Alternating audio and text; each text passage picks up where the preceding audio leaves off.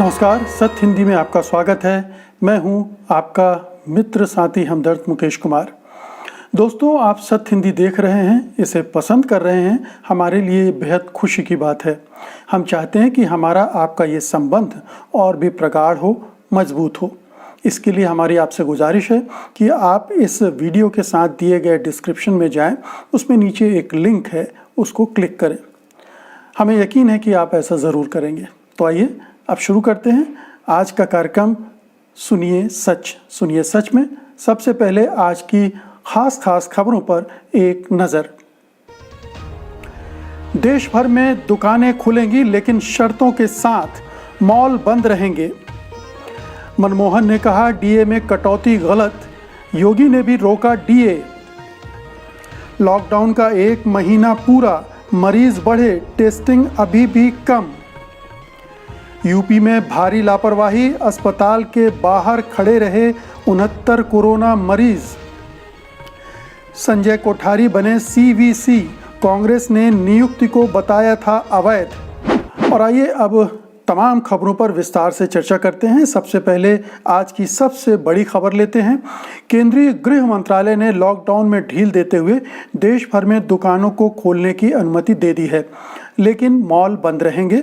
यह अनुमति इस शर्त के साथ दी गई है कि सभी लोगों को सोशल डिस्टेंसिंग के नियमों का पालन करना ज़रूरी होगा, मास्क लगाना होगा और ग्लव्स पहनने होंगे।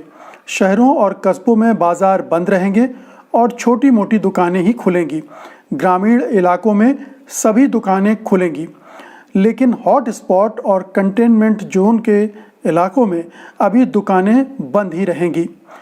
तो अब ये लॉकडाउन में थोड़ा थोड़ा ढील देने का सिलसिला शुरू हो रहा है। 3 मई करीब आ रही, उसके 1 हफ्ते पहले सरकार ने ये फैसला किया है। हालांकि 20 अप्रैल से ही थोड़ी बहुत छूट देने का काम शुरू हो गया था। अब ये दूसरे फेज की ढील है और उम्मीद की जा रही है इस ढील के ज़रिए कि इससे आर्थिक गतिविधियों को थोड़ा और गति मिलेगी और जो छोटे मोटे काम दुकानदार हैं उनको भी अपना काम धंधा शुरू करने में मदद मिलेगी, ताकि उन पर जो आर्थिक बोझ पड़ रहा था वो कम होगा। लेकिन सवाल ये उठता है कि लॉकडाउन में ढील देने के नतीजे क्या क्या और हो सकते हैं। ये तो तय है कि सोशल डिस्टेंसिंग का मामला हिंदुस्तान में बड़ा जटिल है और लोग उसको लेकर बहुत ज़्यादा जागरूक और प्रतिबद्ध नज़र नहीं आए हैं। थोड़ी सी छूट मिलने पर ही वो टूट पड़ते हैं, जैसा कि तमिलनाडु में हुआ। अभी आज ही तमिलनाडु में लोग एकदम से बाज़ारों में टूट पड़े। तो ये स्थिति अब हमारे जो देश भर के छोटे छोटे गांव हैं और मोहल्ले हैं उनमें भी स्थिति ये पैदा हो सकती है। मेल जोल से ये खतरा बढ़ सकता है कि जो सोशल डिस्टेंसिंग की बात है वो टूटेगी और सोशल ट्रांसमिशन बढ़ सकता है। तो ये खतरा है और इसके मामले में ये सोचना बहुत ज़रूरी होगा कि ये जोखिम लेना कितना सार्थक होगा। और एक क्वेश्चन मार्क के साथ ही हम इसको देख सकते हैं। दूसरी बात इससे जुड़ी ये है कि बहुत सारी सरकारें अभी इसके हक में नहीं हैं और वो शायद कुछ सरकारें तो अभी पूरी तरह से लॉकडाउन को कुछ समय के लिए आगे बढ़ाने के हक में हैं। वो इसी तरह की बात कर रहे हैं। इसमें से दिल्ली सरकार भी नहीं चाहती कि अभी कोई भी ढील दी जाए। तो ये कुछ राज्य सरकारों पर भी निर्भर करता है कि वो अपने यहाँ किस तरह से इसको लागू करते हैं। दूसरी तरफ हम केरल का उदाहरण भी जानते हैं, जहाँ पर पहल ही सारी चीज़ें देख ली गई और काम किया गया।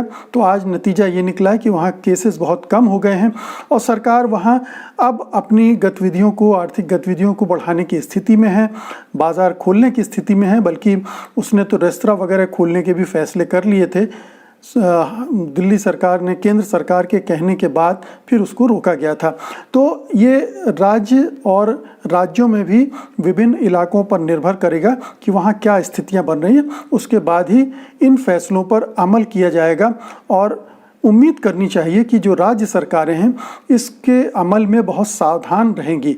अगर उन्होंने लापरवाही की, और लोगों को भी सावधान रहने की ज़रूरत है, अगर उन्होंने लापरवाही की तो फिर ये कोरोना का संकट लगातार बढ़ता जाएगा। और जैसा कि कुछ संस्थानों ने भविष्यवाणी की है कि 15 मई तक 38,000 मौतें तक हो सकती हैं, तो वो नौबत ना आए, इसका हमें ख्याल रखना पड़ेगा। अगली खबर का रुख करते हैं। पूर्व प्रधानमंत्री डॉक्टर मनमोहन सिंह ने केंद्रीय कर्मचारियों के महंगाई भत्ते में कटौती को गलत बताया है। उनका कहना है कि मुसीबत के समय उन पर ये बोझ डालना ठीक नहीं है। इसके पहले राहुल गांधी भी कह चुके हैं कि डीए रोकने के बजाय सरकार को 20,000 करोड़ का सेंट्रल विस्ता प्लान और बुलेट ट्रेन प्रोजेक्ट रोक देना चाहिए। सेंट्रल विस्ता प्लान के तहत सरकार नया संसद भवन और कुछ नई इमारतें बनवाना चाहती है, जहां संसद भवन है, जहां राष्ट्रपति भवन है, उसके आसपास। उधर उत्तर प्रदेश सरकार ने भी केंद्र की तरह अपने कर्मचारियों का जनवरी से प्रस्तावित महंगाई भत्ता व पेंशनरों की महंगाई राहत 6 महीने के लिए रोक देने का ऐलान किया है। इसके साथ ही सरकार ने 6 तरह के भत्ते भी स्थगित कर दिए हैं। 1 जनवरी 2020 से जून 2021 तक डीए बंद रहेगा। इसके अलावा सचिवालय भत्ता, पुलिस भत्ता भी बंद कर दिया गया है। इससे यूपी में 16 लाख से ज़्यादा कर्मचारी प्रभावित होंगे। वहीं 11.82 लाख पेंशनरों को भी झटका लगा है। तो आप देखिए कि चाहे वो केंद्र सरकार हो, चाहे उत्तर प्रदेश की सरकार हो, वो अगर खर्चे में कटौती कर रही है तो किन पर बोझ डाल के कटौती कर रही है। उन वर्गों पर, अब देखिए पुलिस के भत्ते कम किए जा रहे हैं, जबकि पुलिस इस समय सबसे ज़्यादा स्ट्रेस में है, सबसे ज़्यादा परेशानियों का वो उसी को झेलनी पड़ रही है। मेडिकल कर्मी हैं, सरकारी ऑफिसर हैं, उन सब पर जो ऊपर स्तर के जो अधिकारी हैं उनके पर तो फ़र्क नहीं पड़ेगा, लेकिन मझेले और निचले स्तर के अधिकारियों पर और कर्मचारियों पर इसका बहुत बुरा असर पड़ेगा। तो जो दूसरे विकल्प हैं उनको आजमाया जाना चाहिए था। डॉक्टर मनमोहन सिंह का कहना इस मामले में बहुत दुरुस्त है कि अभी कम से कम इस तरह का समय नहीं आया है कि इन पर बोझ डाला जाता। बोझ डालना था तो जो रिच क्लास है, जो दौलतमंद तबका है, उस पर डाला जाना चाहिए था। लेकिन उस दिशा में अभी तक केंद्र सरकार या राज्य सरकारों ने कोई पहल नहीं की है। उन पर कोई नया टैक्स नहीं लगाया है, उन पर कुछ दूसरे कटौतियों की रियायतें जो उनको मिलती हैं दूसरे तरह की, उनमें कोई कदम नहीं उठाया। तो ऐसा लगता है कि सरकार का जो रवैया है वो जो प्रो रिच, मतलब जो धन दौलत वालों के समर्थन वाला रवैया है वही है, और आम आदमी पर, निम्न वर्ग पर बोझ डालना वो जारी रखे हुए है। ये एक बहुत ही नकारात्मक रवैया है, ख़ास तौर से उन वर्गों के लिए, पेंशनरों के लिए, जिनकी पेंशन से ही जीवन चल रहा है। और ऐसे तालाबंदी के समय, बंदी के समय कितना दबाव उन पर होगा, कितना प्रभाव उन पर पड़ेगा, कितना उनके मानसिक रूप से वो कितने परेशान होंगे, ये सोचा जा सकता है। लेकिन सरकारें इनके बारे में कम सोच रही है, अपने ख़जाने के बारे में ज़्यादा सोच रही है, और कोरोना से लड़ने के लिए जहाँ से धन आ सकता है उन सोर्सेस को कम इस्तेमाल कर रही है, इन पर बोझ डालकर ज़्यादा लूट खसोट कर रही है। ये गलत है। और आइए अब अगली खबर का रुख करते हैं। पूरे देश में कोरोना वायरस की वजह से लगाए गए लॉकडाउन को 1 महीना पूरा हो चुका है। इसमें संदेह नहीं कि लॉकडाउन से संक्रमण को तेजी से फैलने से रोकने में मदद मिली होगी, लेकिन 1 महीने के बाद भी कोरोना के मामले लगातार बढ़ रहे हैं, उनमें कमी नहीं आ रही है। महाराष्ट्र और गुजरात में कोरोना के मामलों की बाढ़ आई हुई है और मध्य प्रदेश की हालत भी खस्ता है। सरकार द्वारा दी जाने वाली संख्या और भी ज़्यादा हो सकती है, क्योंकि टेस्टिंग बहुत कम हुई है, इसलिए हमें नंबर कम दिख रहे हैं, और टेस्टिंग की गति भी बहुत धीमी है।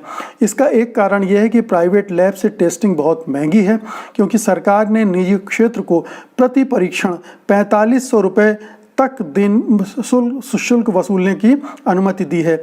ये भारत के आस पड़ोस के देशों में सबसे महंगी, सबसे ज़्यादा हमसे वसूली जा रही है। जो इसकी चार्ज हैं टेस्टिंग के, वो हिंदुस्तान में, ये भारत के आस पड़ोस के देशों में सबसे अधिक है। फिर कोरोना का पता केवल एक ही टेस्ट से लग जाता हो ऐसा नहीं है।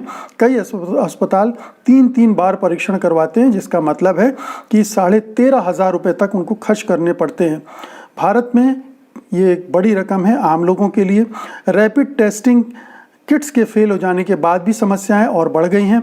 इसके अलावा सरकार लॉकडाउन से प्रभावित होने वाले गरीबों और मजदूरों को मदद पहुंचाने के मामले में भी पूरी तरह से विफल रही है। तो लॉकडाउन का अगर ये फ़ायदा हुआ है कि एकदम से जो फैलने वाले थे, कोरोना वायरस का संक्रमण फैलने वाला था, महामारी होने वाली थी, उसमें एक थोड़ा सा रोक लगी है।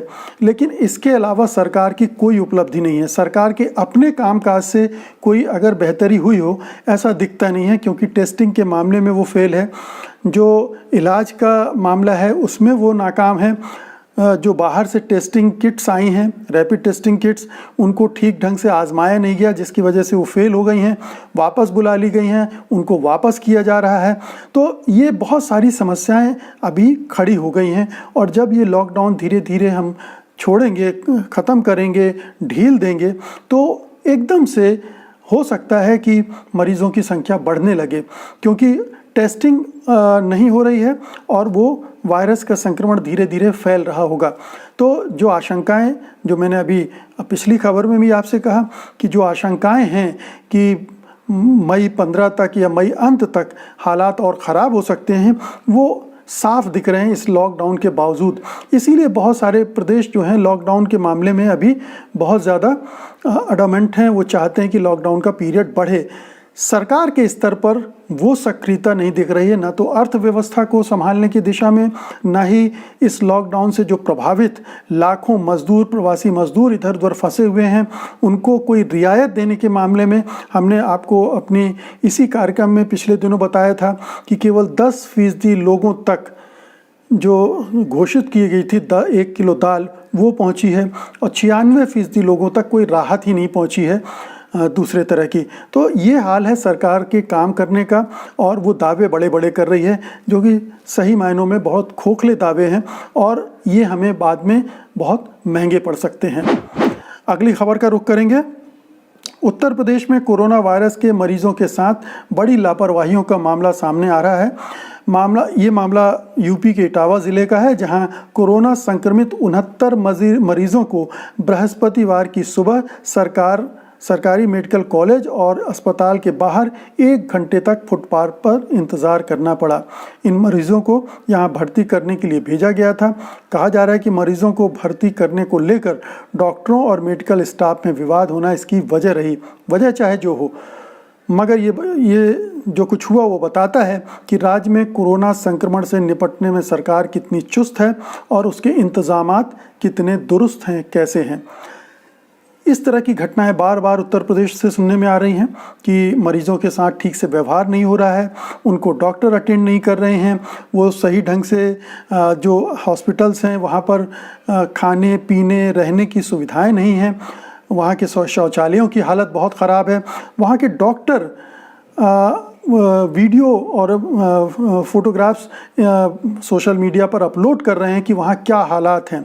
तो बहुत सारी चीज़ें डर के मारे लोग बता नहीं रहे हैं, लेकिन उत्तर प्रदेश में अंदरूनी इलाकों में हालात बहुत ख़राब हैं, और सरकार केवल डंडे के बल पर ये दिखा रही कि वो सब बढ़िया कर रही है, सब चौकस है, चाक चौबंद है, लेकिन हालात अंदर ही अंदर बहुत बुरे हैं। और ये हालात अभी आगे चल के बहुत विस्फोटक हो सकते हैं, क्योंकि कोरोना वायरस किस पैमाने पर फैला है अभी इसका ठीक आकलन उत्तर प्रदेश में नहीं हो पाया है। ऐसा लगता है कि अभी उत्तर प्रदेश में बड़ा कंट्रोल में है, लेकिन जब टेस्टिंग बढ़ेगी, थोड़ा बहुत ढील दी जाएगी और असली खबरें सामने आने लगेंगी, तब समझ में आएगा कि उत्तर प्रदेश कहाँ खड़ा है।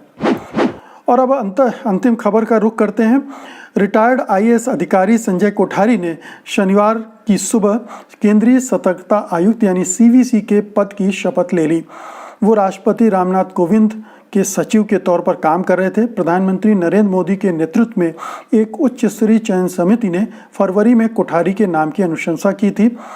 इस 3 सदस्यीय समिति में प्रधानमंत्री, गृह मंत्री और विपक्ष का नेता होता है, मगर समिति के तीसरे सदस्य कांग्रेस के अधीर रंजन मजूमदार के पक्ष को दरकिनार करके ये फैसला इस समिति ने लिया था। यानी प्रधानमंत्री और गृह मंत्री ने अपने बहुमत है, तो अपने बहुमत के आधार पर उन्होंने संजय कोठारी को CVC बनाने का फैसला कर लिया था।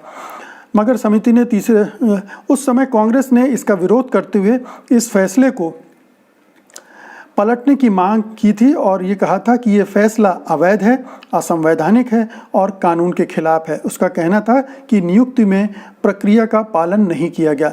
अगर आप पूरे सीवीसी की नियुक्ति की प्रक्रिया को गौर करेंगे, उस पर देखेंगे, तो आपको समझ में आ जाएगा कि किस तरह से ये नियुक्ति हुई है। संजय कोठारी का नाम तो जो सर्च कमेटी थी उसने जो शॉर्ट लिस्ट किया था उसमें था ही नहीं। अचानक प्रधानमंत्री ने अपने जेब से एक पेपर निकाला और मीटिंग में और कहा कि ये सीवीसी होंगे। तो मतलब वो जो प्रोसेस थी उसका कोई मतलब ही नहीं था। अगर प्रधानमंत्री को अपना ही आदमी बिठाना था उस कुर्सी पर तो फिर तो कोई प्रोसेस रह नहीं गई। फिर एक ये भी दिक्कत सामने आई कि जो फाइनेंस सेक्रेटरी थे राजीव कुमार, वो सर्च कमेटी के मेंबर थे और मेंबर होने के बावजूद उन्होंने अपनी उम्मीदवारी, अपनी दावेदारी भी ठोक दी थी। तो आप सर्च कमेटी के मेंबर हैं और आप खुद दावेदारी कर रहे हैं, ये अपने आप में बहुत ही हास्यास्पद और अजीबोगरीब स्थिति थी। तो पूरी प्रक्रिया को अगर आप देखें सीवीसी को चुने जाने की तो बहुत आपत्तिजनक है और जाहिर है कि सरकार अपने मनपसंद का आदमी उस कुर्सी पर बिठाना चाहती थी, इसलिए उसने सारी प्रक्रियाओं को दरकिनार कर दिया। विपक्ष की जो आपत्तियां थीं उसको दरकिनार कर दिया और सीवीसी पर अपना आदमी बिठाने का सरकार का क्या मकसद हो सकता है आप समझ सकते हैं। पिछले सीवीसी ने भी सरकार की गुलामी की थी, सरकार के हर फैसले पर मुहर लगाई थी और जहां भी सरकार फंसती थी जिस भी मामले में, उसमें वो रोड़ा अटका देती थी। ऐसे बहुत सारे फैसले हुए। ऐसे ही चीफ इंफॉर्मेशन ऑफिसर जो बना था जो थे, उन्होंने भी इसी तरह से रोक टोक लगाई थी और अब ये नौबत फिर आ रही है। तो आप ये मान सकते हैं कि एक भी पारदर्शी संस्था अब हमारे हिंदुस्तान में नहीं रह गई है। सीवीसी जिस ढंग से काम करती है हम जानते हैं। केंद्रीय सतर्कता आयोग CIC भी इसी ढंग से काम कर रहा है। फिर CBI और दूसरी जो एजेंसियां हैं वो भी सरकार की केज्ड पैरट यानी पिंजरे में बंद तोते की तरह हो गई हैं। तो इनसे कोई उम्मीद नहीं की जा सकती। पिछले दौर में भी हमने देखा कि राफेल डील में किस तरह से सीवीसी ने अड़ंगा लगाया था। तो अब कुल मिलाकर तस्वीर ये बन रही है कि सरकार में कोई पारदर्शिता नहीं है और किसी भी डील के, किसी भी भ्रष्टाचार के आरोप की कोई जांच की, कोई सुनवाई की गुंजाइश नहीं रह गई है। तो मित्रों, ये था आज का सुनिए सच। उम्मीद है कि आपको ये अच्छा लगा होगा। अगर अच्छा लगा है तो इस कार्यक्रम को लाइक कीजिए, शेयर कीजिए और इस चैनल को सब्सक्राइब भी कीजिए। आपसे सोमवार को इस कार्यक्रम में फिर मुलाकात होगी। सोमवार की जितनी भी सच्ची खबरें हैं हम इस कार्यक्रम में लाएंगे। सुनिए सच में आपसे मुलाकात होगी। तो फिलहाल मुझे इजाज़त दीजिए। नमस्कार।